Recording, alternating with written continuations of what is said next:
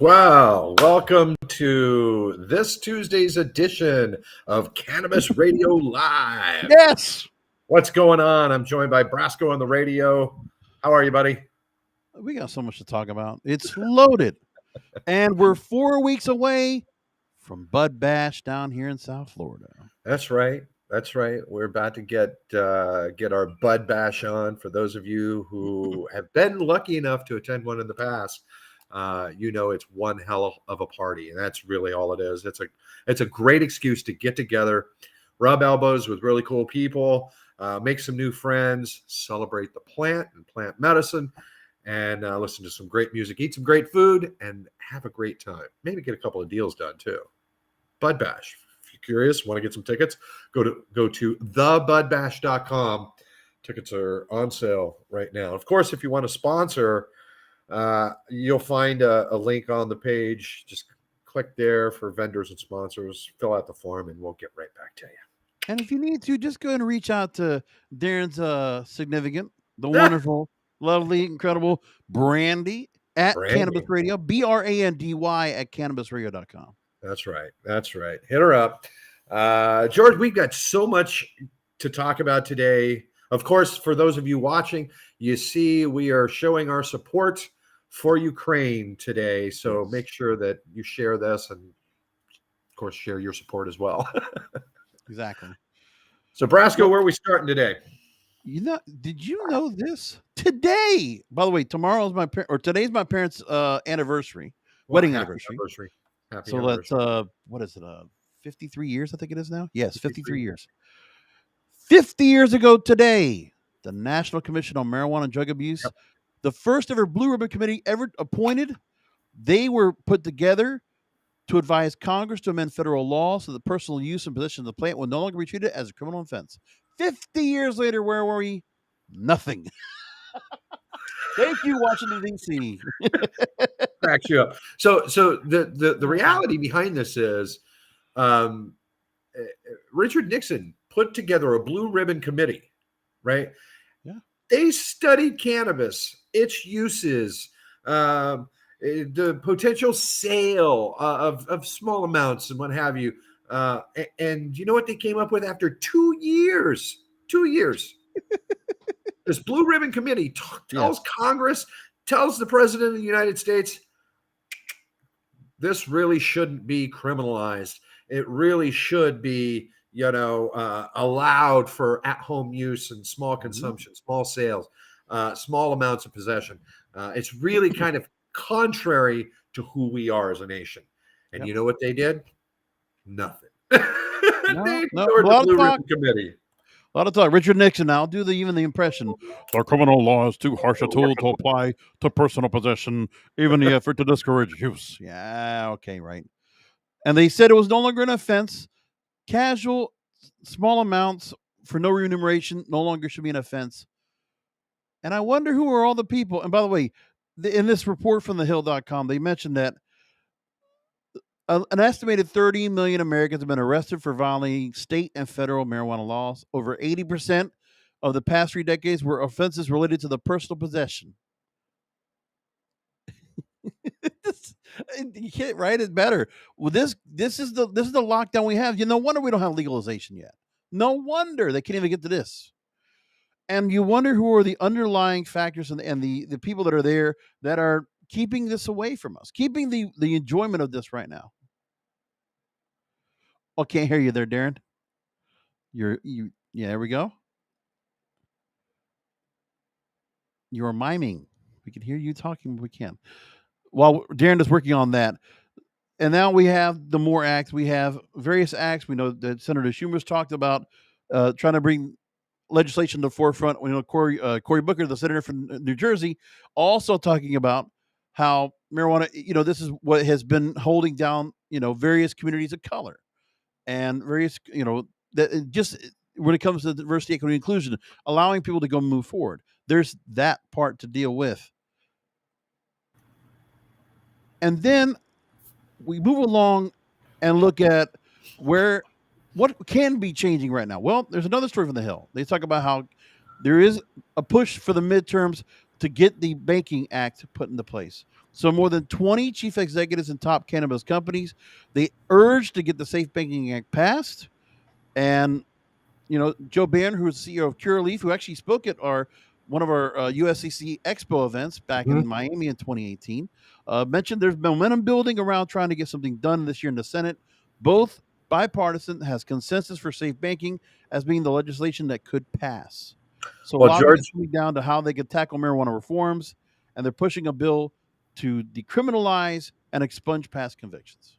and George, from what I understand, these 20 CEOs got on a plane, flew to Washington, Yep. took these senators and congressmen out to dinner, to lunch, rubbed elbows, Yep. really did a deep dive around getting some meaningful legislation pushed through.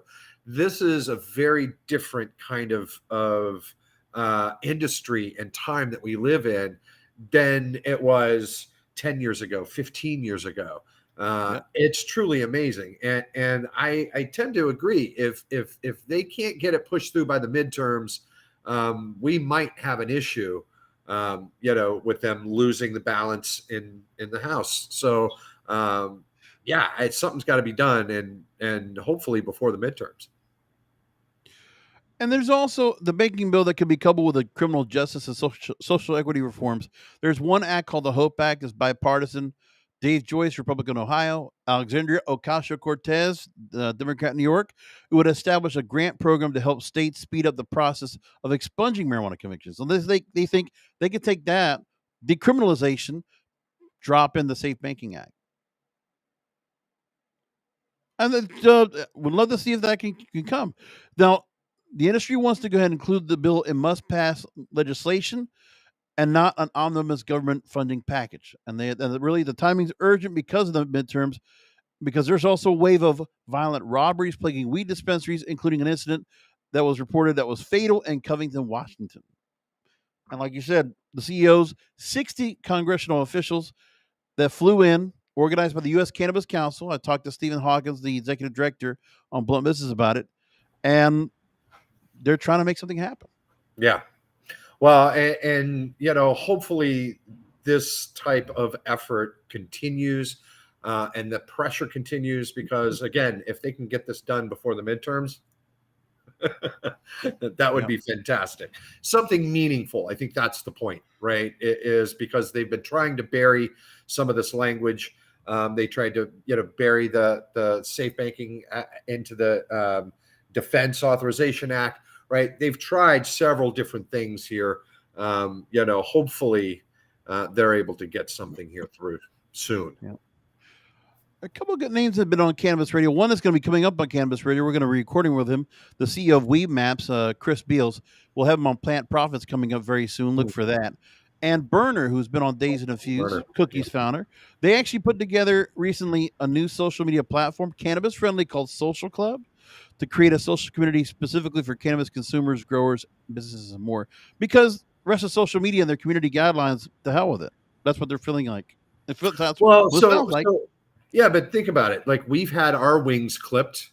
With, like, we can't buy advertising on Facebook or Instagram. We've had our Instagram account clipped, I think, twice now? Several times. And like, we're a podcast network. we don't talk touch about it. stuff. Right.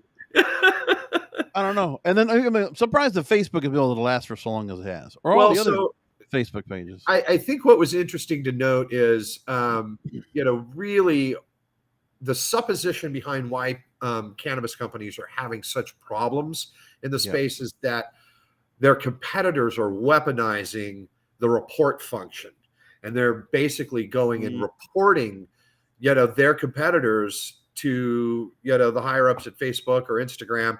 And then suddenly you find your account being audited because your competitor reported you, right? Then you get your wings clipped. Happened to WeedMaps. What was it? Back December, mid-December, they had their account shut down, right? Just got it reactivated mid-January. It's a scary thing. They had I think it was 530,000 followers, Oh, gone just like that. Right. wow. So you gotta like wonder at some point in time, yeah, is somebody going to come out with something else that is meaningful, that's substantive? Obviously, WeMaps is founded on understanding the app space very well. They Mhm. do. Whether or not they're able to provide something that mass adoption can take place for cannabis enthusiasts and businesses, Yep. we'll see. You know how you talked about if it wasn't last week, it was the week before. You talked about you talked about toads. So the Toads. toad, man. Yes. Okay. So if we're shifting gears to the psychedelic, that's okay. Before we do that, before we talk Yes. to toad, maybe we should update of the journey, the ketamine journey from this past Friday. Session 2. Session two, Myself Wellness, Benita myself Springs, wellness. Florida. You made the trip down Alligator Alley. Made the What trip. happened this time? I puked the entire time. Oh my goodness. I threw up the entire time. Now this is highly unusual. They said I'm apparently the first one to do this. Oh my God. Yeah. So what they believe is that I had begun a psychedelic energetic purge, Oh. if you will. And so I gotta say, the process itself, I mean, it felt in my mind very akin. I was saying, wow, this must be what it's like with ayahuasca, because I was disconnected from myself, Yeah. that I'm heaving. And the support system there, I got to tell you, first class. I had 3 nurses, beautiful nurses, I might add. Uh, they're comforting me, making sure that I was able to throw up in something, rubbing my back, my Yeah. arms, a little hand fan, and blowing, to cool my face down, and a little ice pack in Sure. the back of my neck. And like, it was an intense experience. And again, the second dose gets larger, the Hmm. third dose gets even larger. So I again, I think I ended up in this world that after the second journey, had a conversation with Christina, the owner there, and she's amazing, by the way. And Christina describes the same kind of experience that I have, where you get the shot, you put your mask on, you put the noise canceling earphones on, Right. and all of a sudden, within 90 seconds to 2 minutes, you start to see flowing foam, or as she calls it, phloem, and you end up in the phloem, and this weird droning noise that Hmm. could potentially be your pineal gland, reacting. It's a strange experience. I got to say, I haven't had any of the see your loved ones thing, or see some past trauma and what have you. But again, I'm only on the second treatment. The third one happens Friday. We It was a reaction. uh, One more it, time. Next up. well, we'll see. We'll see. I'm committed to the process. It is a Right. strange process, I gotta tell you. Uh, there's like bring a change of clothes kind of thing. Wow. Bladder. You don't know. You don't know. Yeah. It's true, and they've said like they have experienced every kind of reaction that you can imagine, and Hmm. so I gotta say I'm committed to the outcome, because everything that I've seen. I watched their documentary last night called Lighter, and it was truly interesting, all the different reactions that people have to ketamine Right. therapy. And so again, I'm only a third of the way through, so I'm kind of jazzed to see what it looks like on the other side. Right, and so we'll let everybody know also there's that lighter a ketamine experience. So go ahead and take a look for it. It's on On YouTube if you YouTube. want to go look for it. Yeah, If you want to go on check it out YouTube. for yourselves. Yeah. Yeah, got a chance to go and check out some of it myself. All right, so toads, let's bring it out. Toads. Okay, so New York Times and New Yorker, of all places this week, talked about toads. And I got to just show you. I'm going to just show you real quick the picture of what they showed in terms of what the toad looks like right here. There, you can take a look. That's the one they're showing right there. And so, demand for the toad psychedelic toxins are booming, and I believe they're talking about the both stories are the Sonoran desert toad at risk of population collapse. I don't know why, but this is their thing. And so they talked to one person named Marcus Capone. He was a former Navy SEAL. He talked about the kind of therapy he went through to try to help himself. Brain injury clinics, prescription drugs, and nothing worked to ease his anxiety and depression. Then he smoked the secretions of the Sonoran desert toad. And he says he got a full central nervous system reset. And now he runs a nonprofit with his wife, helping hundreds of other special operations veterans access the secretions, smoke the secretions of Sonoran desert toads. Smoking the toad. People will pay anywhere from $250 for a ceremony in the East Texas woods to up to $8,500 for a more gilded beachfront setting in Tulum, Mexico, to smoke secretions of the Sonoran desert toad. So, okay, first, I didn't know they were smoking toad secretions because, DMT exists in plant life and what have you, right? So it's extracted in various other matters. Is this something you want me to put up there, Brasco? Well, go ahead and show that right there. That is one of the ceremonies right there. Okay. And that's I'm trying to take a look at what it looks like, but yes, you see somebody right there lying down, and this is a toad ceremony participant lying down, inhaling toad secretion smoke through a pipe. Right. So I can safely say I've experienced a DMT journey, and it wasn't from toad excretion, right? It was the what they call the God molecule or the God particle in a extracted crystal form, and you smoke that with a little combination of cannabis flower, so it helps ignite it. And it is unlike anything that you've ever experienced in your life, and to experience this, most folks, you've got to leave the country, you got to go someplace crazy, exotic, what have you. Ayahuasca, to go experience ayahuasca ceremonies with shaman or what have you. People go down to South America. It's a thing, right? I can wholeheartedly tell you, to experience what DMT is like, it is humbling. It is the experience of experiencing death of the ego. It is watching your senses change in such a way where suddenly the universe shows you how finitely small, how infinitesimally small that you actually are, while manipulating time and space in front of you for 15 to 20 minutes, and then bam, you're back.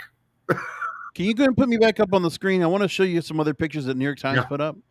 This is part of the ceremony. So you'll see these people are dancing. They're into the thing. Then you go along, and then you're seeing, look at the guy on the right over here. Well, the participant, and look at him. He's drooling right now. Well, so the reason is really simple, and I'm kind of surprised that they're this is being done out in the daylight. For the most part, a lot of psychedelic, really intense psychedelic journeys, are done with your eyes closed in the dark. It's a journey of the mind. But this is interesting what they're doing. But again, smoking Sonoran toad is something it's a little foreign to me. This is a big story right here. George. Like, the New York Times wrote this. Yeah, this is big. Like, they took some. I mean, who did? Okay, the writer had to have taken a lick. He had to have taken a puff. He must have done something. And this is who at the New York Times signed off on this story. Come on. Well, come on. Like this is the rise It's a of the welcome change psychedelic. from the politics, let me tell you. It is. It is. Well, and it is becoming big, big, big business, right? There are numerous companies that are publicly traded right now. They're raising money for clinical trials and studies. Right now they're saying that they're estimating that there will be FDA approval for MDMA to be used in the very same clinics that are like the one I'm going to in Bonita Springs for ketamine therapy. They'll be doing MDMA 6-hour MDMA treatments there, and then by 2024 they expect psilocybin to be happening there. So there's some interesting stuff that's happening. Yeah. And also there's the toad itself, and then there's another couple where they talk about it's primarily found in the Sonoran Desert in the southwest US and northwestern Mexico.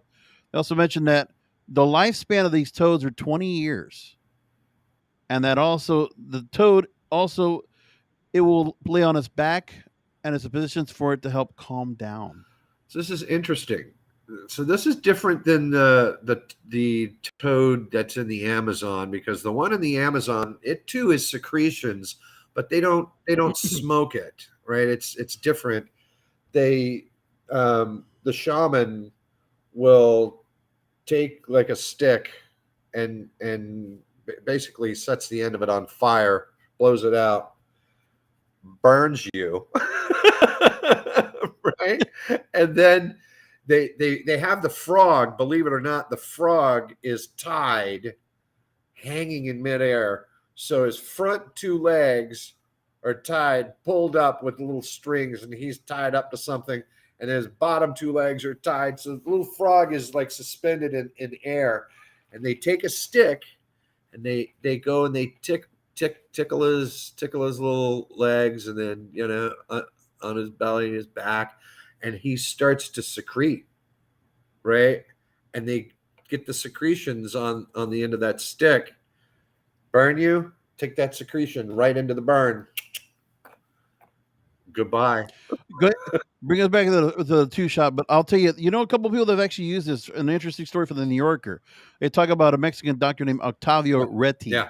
who also works in this, and actually spoke at Burning Man in 2013. Yeah. Also give TEDx talk, doing the same thing. Here's some of the stories they said from the New Yorker article. I got to mention this. So there's a psychologist who studies psychedelics at Ohio University. Talks about that this has gone exponential. Hunter Biden, he said, actually has credited Toad with Yeah. keeping off cocaine for a year. Joe Biden's son. And Mike Tyson talked in 2019 on the Joe Rogan podcast that Joe Rogan experienced that he ever since smoking Toad, he's never been the same. Yeah. And when they said that Octavio, when he was spoken to last year, he mentioned that his work was, quote, the trigger for Toad medicine to be spread all over the planet, end quote. Talking toads. Would you have ever thought such a thing? Like, ever? I don't know what the whole thing about toads. What incredible. Well, so first off, someone had to do it first. Someone had to go, hey man, I wonder if I could smoke that toad secretions. How do you get to that in your mind, right? Like, how do you get to, hey, let's go string that frog up, rub his belly a little bit? I don't know, man. I'm like, I don't get it. Oh my God. But nonetheless, it gave me something. What a bunch of work to work off of. Like I didn't see the one from New York Times. It happened last week, but then obviously New Yorker came in and said, no, we're going to do our story on toads. Yeah. They can do their story on toads. We're going to do our story on toads. So yeah, I'm amazed, and I'm glad, and I'm surprised that you actually have the first account experience on this yourself. I never knew this. I have experienced most psychedelics at one time or another in my lifetime. Great. Like I was a kid growing up in Texas. Like we hit the cow pastures and looking for mushrooms and whatever. Wow. But I mean, I was not 19. I was like 17, with my buddies in high school, whatever.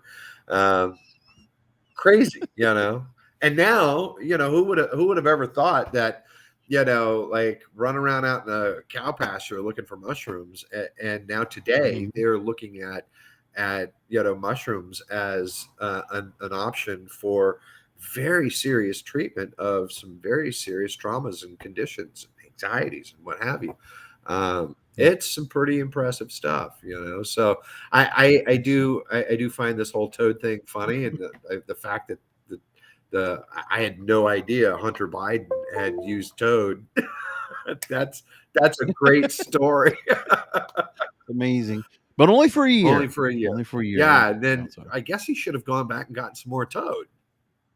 I'm just saying, right? Like hey, maybe take a trip down to Mexico, I, man. That's out. I, Tulum sounds I pretty nice this I time of think year. I think once a year heading south is not a bad idea if he knows he needs a little tune up to keep himself on the straight and Yeah. narrow. There you go. So But all right, we're only talking about that. We're not talking about laptops, none of that other stuff that everybody talks about. We're not talking about any of that here. yeah, Real quickly, next week I want to bring up a story that came up in the Nation about the brave new world of legalized yep, psychedelics. There's going to be a little taste of that in every show. What can I say? It's part it's of what we here. know. It's here. But okay, we got a few minutes Okay. left. We should talk about Bud Bash 420, Fort Lauderdale, Florida. I'm going to pull up real quick the graphic for the show coming up, and we got to bring this up. We got Yeah. to, this is coming up pretty soon. 4 weeks away. It is. It's right around the corner. And you know what? Like, I think it's time for us to do a nice South Florida 420 event. We've not done that before, and so it's time, right?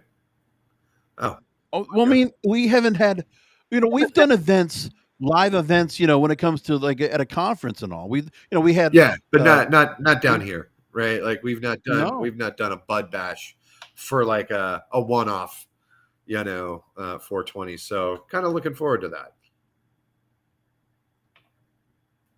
Right. Rock on. All right. So that's coming up when? Believe it or not, we've had more people ask. So when is your 420 event? I